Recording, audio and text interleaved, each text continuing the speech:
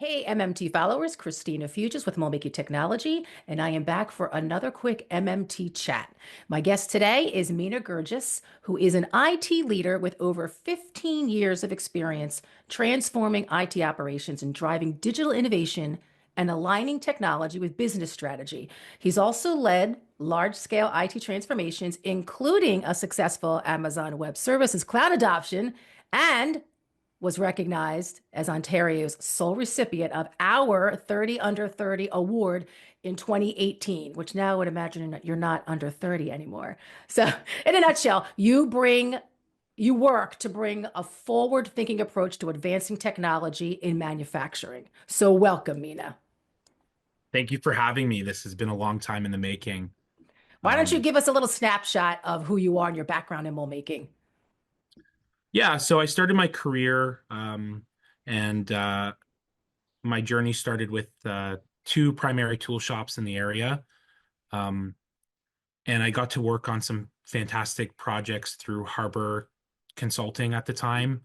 And that really put me on a platform to be more of a leader, demonstrate more thought leadership around technology, and have really just worked with that ever since. So my focus really is on how do you align operational requirements to mobilize and to support the business and actually have some sort of cost reduction or business value creation outcome. And so those are really the two principles that I try to build technology today. And we're in such an exciting space as it relates to AI, because now you can really take some of these LLMs, and there's all sorts of experimentation, and the hardware limitations that existed years ago are you know there's so much economies of scale around that, and so this is a really exciting time to be talking about technology and mold making. I agree. So, why don't you tell us who are you with right now? What company? So I work for ABC Technologies. I'm the Senior Director of IT Operations. So for those who are familiar with ABC Technologies, they are a private equity-backed company, and they have acquired all sorts of tier one, tier two production companies, repetitive manufacturing, but they also have tooling operations as well. Okay. So one of the companies that was purchased was Windsor Mold Group, which came with Windsor Tooling. And and there's a few other well-known divisions that support ABC Technologies and other automotive customers today. Okay. All right. So I know you believe starting small with AI projects. That's the way to go. So for a shop that's never used AI before, what are the tasks or projects that you believe that they should try first? And then what tools or software should they be checking out? Let's start there. So one of the first things I think about with technology is you need to gather some situational awareness about your environment. And one of the rules we have is just get to 70%, right? Understand 70% of what are your business use cases, what are your pain points. Try to have a clear understanding of what's happening in your business, in your mold shop. Um, and then when I think about picking small use cases, I think, you know, what problems are you trying to solve, right? So different AI platforms have different integrations. If you look at ChatGPT, for example, they have all sort of third parties that are embedded into their platform. So there's a lot of opportunity to just get familiar with what the tools are out there. And my advice is you don't need to be picky right now, right? Everybody is kind of neck to neck as it relates to Gen AI, and start with just getting comfortable using it to improve your own productivity. Look at Copilot, look at ChatGPT, Amazon Q. There's so many great platforms out there that will help you leverage and become more efficient in your day-to-day tasks. And then I would say, while you're doing that, really try to understand your business pain points from the technology standpoint. Is there data analytics that you guys want to leverage? You have all this information that you're getting from machine monitoring platforms like RER and Focus's solution. You know, um, Try to understand what you have today and what could be the potential use cases And so really, when selecting a good AI strategy, the heart of it is experimentation. So there is no wrong answer going into your first set of experiments.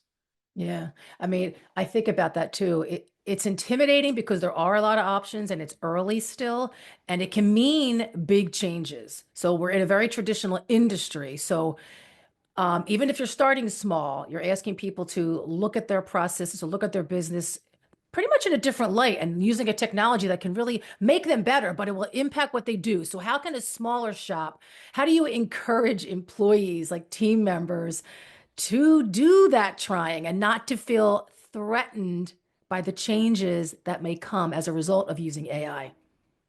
So I think, that can get really that can get really broad and deep at the same time. And there's Hmm. quite a few rabbit holes. But one of the things I wanted to cover before we get into that question is you got to make sure you have some sort of governance framework or you're complying to a governance framework.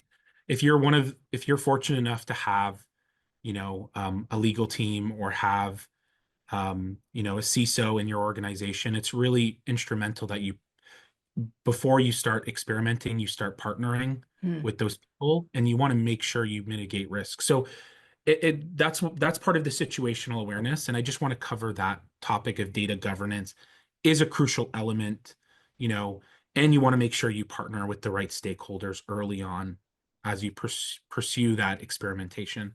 I think as it relates to encouraging employees and how to get them to embrace AI, I think you need to start talking about the success stories.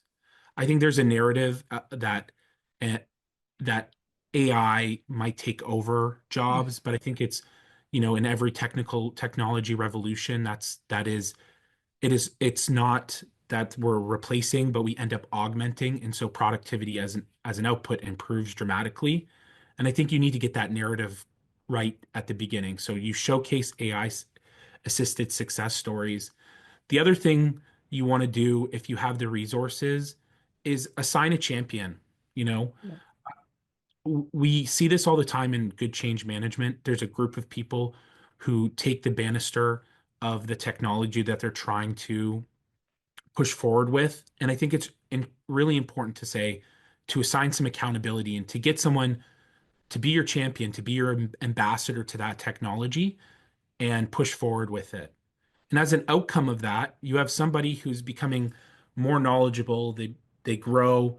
They feel invested in, but ultimately there's somebody that the rest of the organization can lean on and get some sort of hands-on training. So I think really those are some easy elements to embracing technological changes within your organization.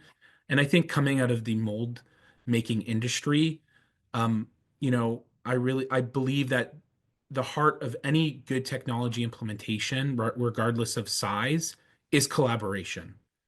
And so, identify who's going to be your champion, showcase your AI assisted success stories in broader industries, provide some sort of training, and then also where there is a success, or even if there is an attempt, that in the early stages that you recognize and reward that Hmm. experiment. And I believe that's really the start of that change management and engagement of embracing AI without feeling threatened. I love that. When you think about that individual, that champion, can you describe, and maybe it's too broad, but is there a particular role in a shop where you see that person coming from that would be most beneficial, or is it really just somebody that likes technology? I think a lot of the times the element or like the idea in any industry is, hey, we have an IT department, Hmm. and an IT department is going to be up to speed with the latest and greatest technology. And I think again, the heart of that is partnership. And so IT is an important stakeholder along with other business units or that IT individual that you might have or that contractor that you might have. I think it's important you bring them into the conversation. But when you profile that individual who may show attributes or interest, I really think it starts with um, one, they're not afraid of change. I think that is an important element. So they're a little bit naturally more leaning towards risk, right? Mm, I think the other part of it too is finding an individual who feels empowered, feels accountable to the business. I think that's really important as well. What I see a lot of times in the mold making industry is that we have this fallacy, we give it to the youngest guy in the room. yeah, And I think that ownership really needs to start with um, you know, who's leading the operations, because that's where you're going to get the best use cases out of it. Who's the right-hand man to the plant manager, right-hand person to the plant manager, or the operations manager. Um, and then find somebody that has that twinkle or childlike sense of wonder and enthusiasm, and go have them chase that technology, and that's how you find your ambassador. I love that. I love that's Yeah. great advice. All right, And I let's think go ahead. Sorry about that. I think one of the other things too, it doesn't have to be limited to one person. Mm, I think you know, cast the net wide and challenge people and identify those agents of change. And I think like you can have a cloud ambassador, sorry, a Gen AI ambassador, or um, you can have a Gen AI ambassadors, like plural. yeah, like So a committee, an AI committee that works together. And actually, you're right. Maybe more can be accomplished when there's a different perspectives from different people that have different roles within the shop can bring a different perspective on those use cases to the AI. exactly. All right. So also, you talked about governance, and I think this is related. So a lot of shops, of course, um, deal with older systems and they handle a lot of sensitive customer data. So a big, I guess, scare, right? Fear is the safety when it comes to AI. So do you have any advice on how they can safely bring in AI tools and connect data without like this gigantic, overhaul in IT? Well, I think the first point to the first thing to address your point is use AI as a layer and not a replacement. I think as it relates to customer data, you really need to be selective and strategic about your partnerships, and those partnerships should be conducted through again through your partnership network, and you should be looking at technology providers, i.e., the RER and Focus, the NX Siemens, the Mastercams of the world, those CAD CAM systems, and you should bring them to the table and say, look, like what are opportunities that you're looking at to improve the customer journey for us, and how can we leverage that technology? And maybe you're not just looking at LLMs that are free and available, or AI technologies that are free and available, but you're looking at a broader spectrum of providers. And I think, again, going back to situational awareness, what are your pain points? What are the business needs? Who are the people that can really drive the narrative of change in your organization? Who are your partners? And I think, you have your ambassadors, but more importantly, you have your partnership network, and your ambassadors feel empowered to bring them to the table and say, these are the challenges we're seeing. Maybe this is what we're hoping to achieve. We want to have engineering time or engineering file releases faster. How can we partner with you? What kind of AI solutions do you have to address that? Do you have anything around naming? And I really think, again, it goes back to getting into the weeds of what your problems are, Yeah, because where it's repetitive and where it's repetitive and almost boring to say, mm, that's where you're going to get a lot of value out of your AI on those pain points. I agree. I always say that even in my world, the tedious tasks that you do every day that just come naturally, they're usually the ones you can start with. Exactly. Um, the other part of governance is, I think you have to be early on, you have to accept what you want to be able to do with that information. And there are platforms like Copilot through Microsoft. They only use your organization's data, and they limit that. But you also have to be mindful about what other safety exists with, ChatGPT for Business has an option like that. So really just making sure you understand what are your compliance requirements for your data, and that's always a great place to start. Mm. part of that journey of AI adoption as well. To what extent do we want to have that layer? Um, and making sure you're aligned, right? If you're a mold shop that does a lot of work in Europe, you have GDPR, Hmm. you might have TSAX. There's a large growing number of frameworks, governance frameworks that you need to make sure you're compliant with in order to have. And if you are a tool shop that happens to have some sort of ISO standard, I mean, regardless, you do need to have some level of compliance or governance there. Yeah. But ultimately, it's to what extent do you want to layer your organization with the AI and understanding your use cases before you start implementing is really important. And Right. there are tools like the Gen AI tool stack out there fully recognizes that. So again, looking at your partnership networks, understanding what they are doing, making sure you comply with standards, those are really important elements of safely integrating Gen AI into your systems today. All right. So I have to ask you, can you give us a concrete example that you've experienced within your job that has transformed a process or something that you guys have done? Yeah, so we're like where we are at right now is still very early in the governance phase. We want to make sure that whatever AI technology we're using professionally, we limit, we deal with all sorts of customers and customer sensitive data. So professionally, there's not much use cases, but we have deployed Copilot within our organization.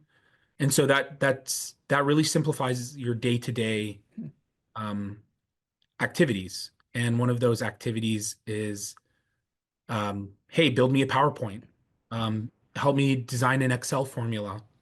And so you can really see the value in Copilot. Or, sometimes you get these very long spreadsheets and you have no idea what they're meant for. You can work with Copilot to better understand what that whole all the formulas that are linked together. So there are some day one use cases to just help augment people's day to day.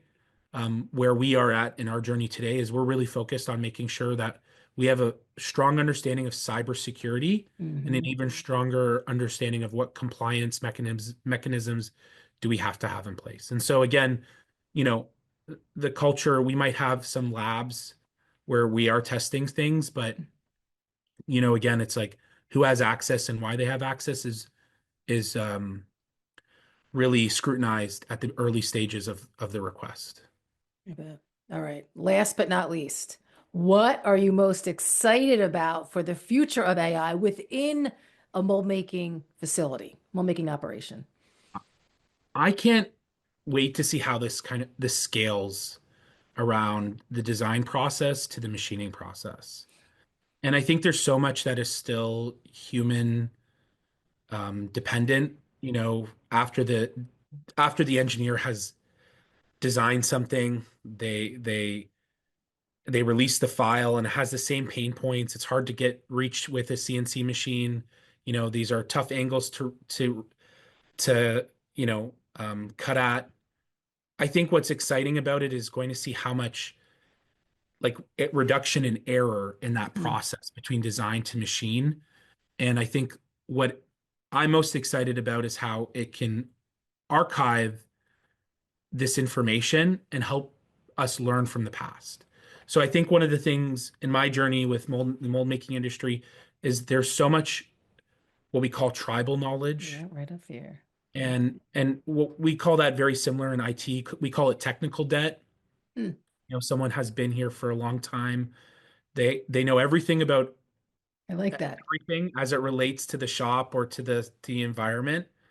What I'm excited for is that AI is going to be able to predict, but also collect some of these pain points. And so, the fundamentals of any good technology, um, oriented business is having strong systems, having good processes in place. And if they have those, it's going to be amazing how how quickly you're going to reduce error and how much better communication will be between the design teams and the machining teams. Maybe those days of like the collaboration being unstructured, it'll be far more structured and Hmm. you'll have very clear indications of where pain points are. I also think what's exciting about that is the quoting process. Every customer has you quote something differently. And I think what's going to be exciting is that now, you don't need to have 35 Excel spreadsheets for different customers and tier one and OEMs. You'll be able to quote much more effectively leveraging some of the AI. And again, not to there's just most mold shops are so data rich that the data collection process isn't going to even be the challenging part, Hmm. and nor will the traditional elements of data processing like extract, transform, and load will be the difficult process. It'll just be recognizing that you have that information and then which AI tool do you want to partner with to leverage that. And there's all sorts of amazing insights. So, for example, when I experiment with ChatGPT and I use their AI, OpenAI services, I can parse Excel files, I can parse all sorts of data sets and build these wonderful inferences on what's happening, what's my standard deviation of this process. And, you know, if you think back 5 years ago, that was maybe 10 lines of code with Python. Now it's one sentence. Wow. And so that's what I'm really excited for because the power in this is, giving direction to your CNC machine will be human syntax. It won't be G code anymore. Hmm. And so there's just so much opportunity that just it's going to create value downstream for the business. And again, this is an industry that there's so much technical debt that it'll almost make it easier and to a certain degree on onboarding and training people who want to come into the industry. And Yeah. so, so many use cases, so many exciting topics. And um, what I want to call to action to everybody is that this is not one of those technology revolutions where you're going to wait a couple of years for it to be affordable or 10 years to be affordable. It's affordable to experiment now, and understanding that is really going to be the value driver in your business today, regardless of mold making or any engineering to order business. And so that's really the most exciting part. I love it. We're going to end it on that. I love the call to action. You did that for me. Thank you so much for your insights and everybody out there listening and watching for everything mold making. Visit moldmakingtechnology.com. Stay informed and stay inspired.